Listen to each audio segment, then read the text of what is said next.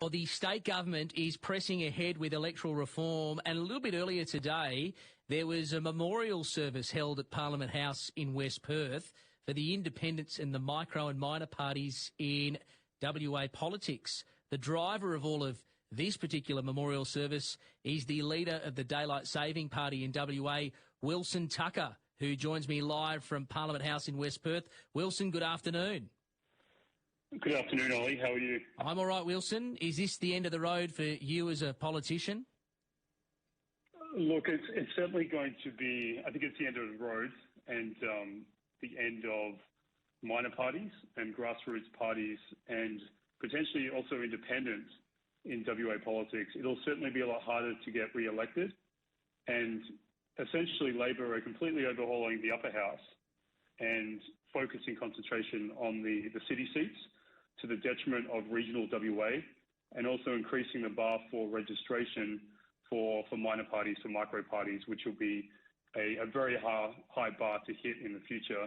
And it'll just be unrealistic for a lot of minor parties going forward, and certainly for the Daylight Saving Party as well. It could mean the end.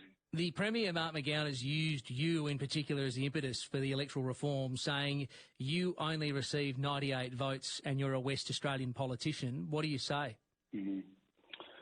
Look, I'm not here to defend the GVTs and the preferential voting system that I use. I do admit that it should be overhauled, but the whole issue with the group voting tickets and the preferential system that got me elected, that whole argument is being mixed up with the one around one vote, one value, which is dragging regional WA into the mix and silencing regional voices.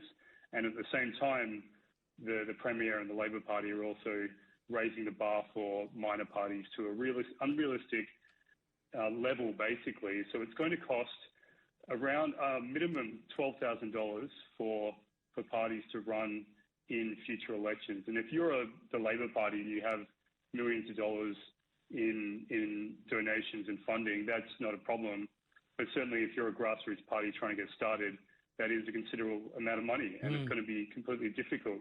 There's also a requirement to re-canvass your members for existing parties to get 500 signed declaration forms. Now, that's going to be a massive burden for parties to use email, to door knock, to send in mail-in packs to get people to actually take action and complete these forms. And I've done some napkin math on this, and I think it's going to be upwards of around $30,000 for parties to actually do that. And it does, right now, the requirement is for 500 members, but considering you're going to have to go back and actually talk to these people and get them to re-register effectively, what that means is it really raises that sort of unofficial amount of members that you do need into the thousands to get all these forms in and to meet the requirements ongoing, which is, again, it's really going to signal the death for a lot of minor parties in WA.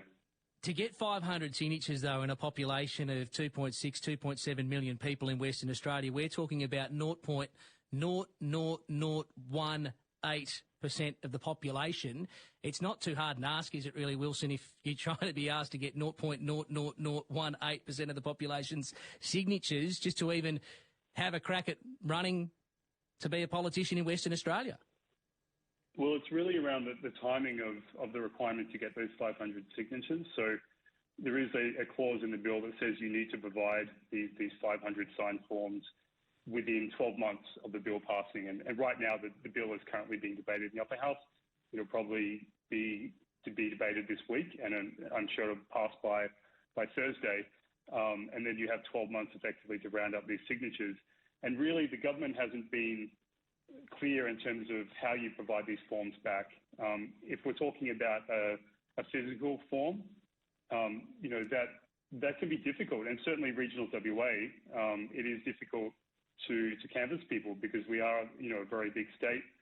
We have a lot of remote communities and people living in the bush and remote areas. And certainly we're in a pandemic right now. So the expectation that you go and door knock and have conversations with people. I mean, a lot of people are just, hesitant to do that, considering we are in a pandemic right now. So the government hasn't been very clear, and they've given very tight marching orders how to achieve this. this requirement. Wilson, 6 months into your career as a politician, and it looks like it could be curtains in 3.5. Do you have any regrets? No, not really. And look, I did come over here and sort of take the leap of faith, and I did make an oath to do my best by the people of the mining and pastoral region, and that's certainly what I plan to continue to do. If it is just 4 years and you can chalk it up to a life experience, and so be it. And hopefully within 4 years I can do some social good and make some change. And I'll continue to take my job seriously and try and do my best by the people of Western Australia in the time that I have left. How hard is it, though, Wilson, at the moment when you are sitting in the Legislative Council where the government has total control, total power, and it doesn't really matter what you have to say, it doesn't really matter what the other minor parties have to say, or even really the major minor parties at the moment, the Liberals and the Nationals? Yeah, look, the 41st Parliament, which we're in now, is certainly a different beast to the 40th Parliament, absolutely, where the opposition and the crossbench did really have that balance of power, and the government would have to come to them to negotiate. And as we've seen with these exceptional circumstances and the hard border policy of Labor that have given them control of both houses, you're right, they don't really have to come to us. But certainly I think you really have to sort of set expectations a bit lower in terms of what you can do in the 4 years. And that's not to say you can't do anything, but I think you just have to be a little bit realistic. And certainly travelling around the regions and talking to people is a good way of understanding what the pain points and the issues are. And you can still certainly raise them and really try and shine a spotlight on the deficiencies of the government. And that's really my job, number one job as a crossbencher. Wilson, I appreciate your time. Thank you.